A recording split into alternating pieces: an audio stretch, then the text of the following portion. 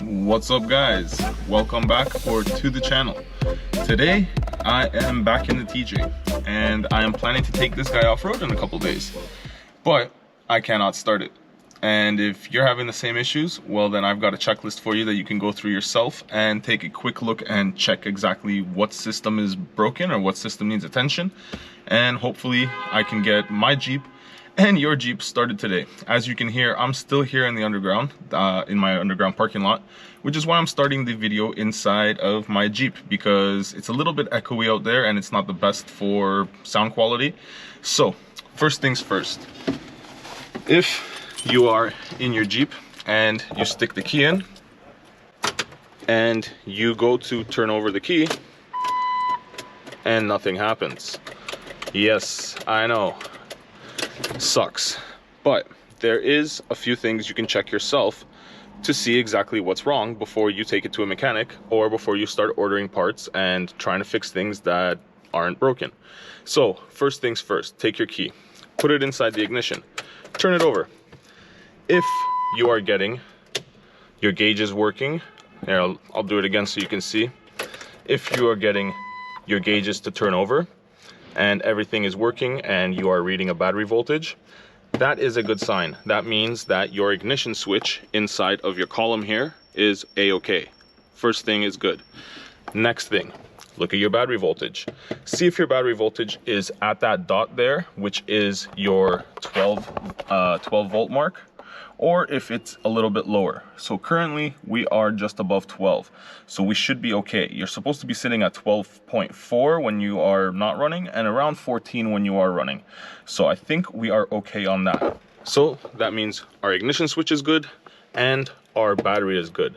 So for now, we at least know that those two systems are working. We can't check the alternator until we start the vehicle, which we can start it. If your battery is dead, you can at this point add either a set of jumper cables and boost it with another vehicle, or if with a booster box, if you have a booster box like a battery box, then you're ready to go.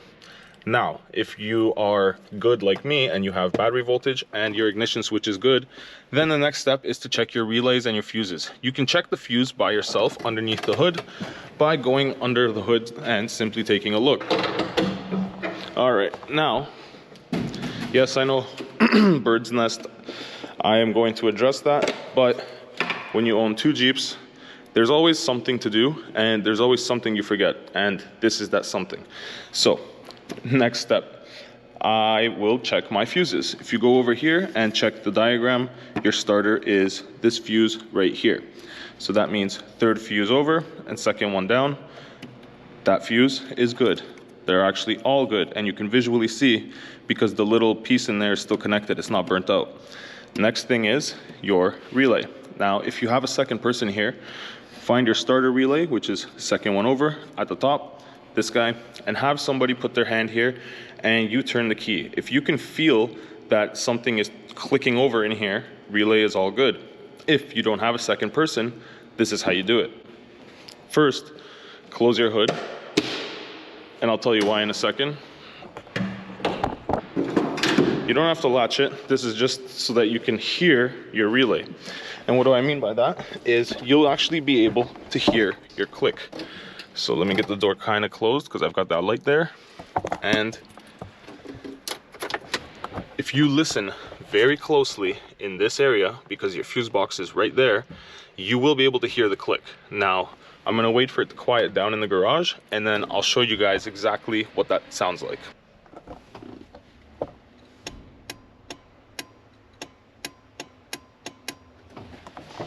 So you can hear it. That clicking there is basically the noise you are looking for. And if that clicking is occurring, that means that your relay is good. So that means your relay is good, your battery is good, the fuse is good, and your ignition switch is good. Leaving only the starter. Now, depending on what Jeep you have, I have a TJ. The starter is located right there for me, or right there. So it's a little bit hard to see, but that's it right in there. So first thing you can do is follow your cables back from the starter. Follow them back into your bird's nest and basically see exactly if everything is tight, if everything is as it should be. As you can see, I do have a bird's nest, but I don't have very many things connected here because this bird's nest goes to my switch panel, and I will be taking care of my bird's nest. But right now we're checking our battery terminals. So first, you'll see if they're tight, which mine are definitely tight, and everything is basically connected. I've checked both the positive and the negative, as well as the switch. There is a plug right here, and you can basically unplug it if you can manage to by hand. If not, you can get a screwdriver in there. Oh, we managed to pop it off. So you can see it's a 2-prong plug, or 1 prong, or I don't know how many prongs, but doesn't look like you can really see much in there. Yeah, no, I'm right. It is a 1-prong plug. So basically, clean this out. I already have cleaned mine out. That's why it looks pretty decent. And see if that's the issue. If not, plug this back in, and what you can do is lightly tap on the starter a few times and see if it starts. If it does, 100% you need a new starter.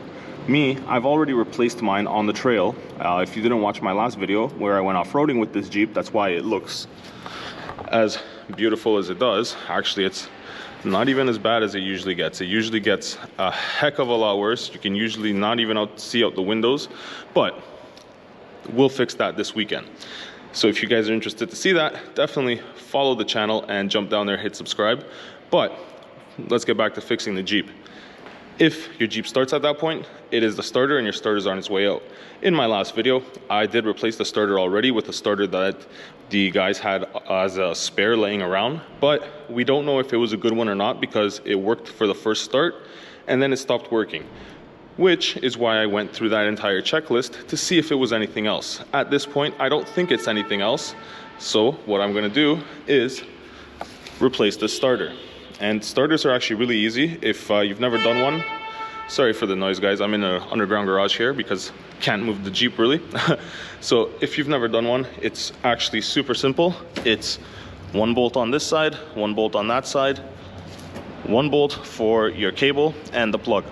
So first things first, disconnect your positive or your negative. I'm going to be disconnecting my positive battery cable today, just so that we don't have any power running to anything, and then we shall go from there.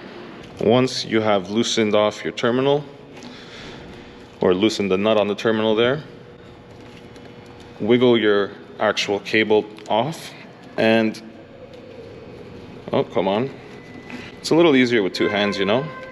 There we go. Wiggle your cable off, set it to the side. Okay, well, I guess that'll have to be good enough. What you can do, if you have a bird's nest like me, is basically put a little bit of something there just so that the cable cannot touch the terminal, because you don't want to get yourself shocked. It's not going to really kill you, but there you go. So now, next thing you want to do is disconnect that plug, which we have already disconnected over here. Then you want to go and disconnect the power wire that runs to the actual starter, and then take out the 2 bolts that connect the starter. So I'm going to disconnect all of that right now, and we'll get the starter out. And once you get both bolts out, there she is. And here we go. There is our unit. And considering this thing says Chrysler Corporation on it, I don't know how old this guy is, but I'm guessing this was the issue for me this time, I'm hoping. So let's go. Let's throw on our new Amazon special. And yes, I actually did order this on Amazon because it came quick and it was a lot cheaper than going to my parts place. And at the end of the day, it's a starter. So let's throw it on. So now we slip the new one in.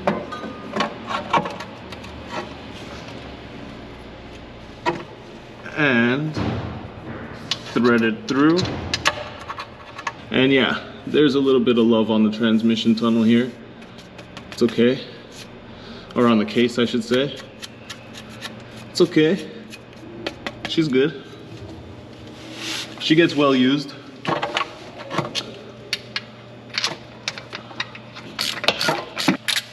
Now that all the bolts are tight, well, both bolts, now we're gonna do our connectors, our one battery cable, and our plug, and then we shall be good to test. Hopefully, I don't make a fool of myself and we actually start the Jeep. But that is to be determined. So let's go and let's connect everything up. And finally, your battery cable.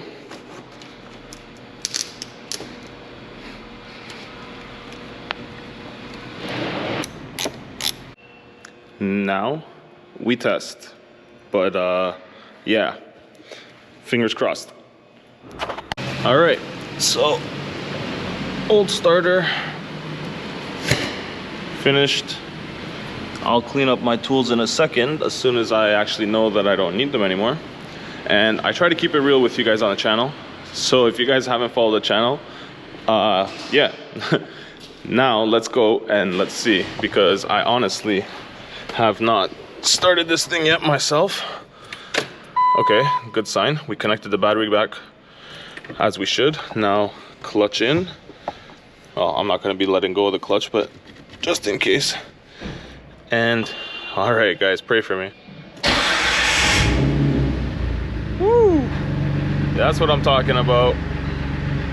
So now you can see we're reading 14 again, which means our alternator is working, so everything is a-okay, and now we are good to go off-roading. All right, so now it's been running for a minute because it hasn't run in a bit, so I let it kind of warm up and do its thing. So I'm ready to turn it off, and that's when shit gets real. Because last time it started the first time too. So now let's see if yeah. Basically, if I'm going to be able to start it a second time, and if I'm going to be able to drive it around on the trails this weekend. So let's give it a good rev so that we get some good juice in the battery.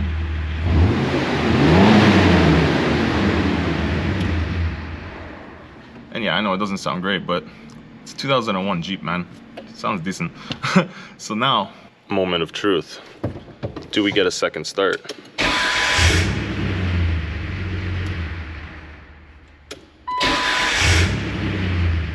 I think we are okay.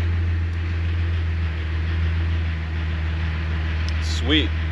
So that means I can go clean up all my crap, and we will be going off-roading in the TJ this weekend, because I do own that Gladiator right there as well. That is a 2022 Gladiator Rubicon.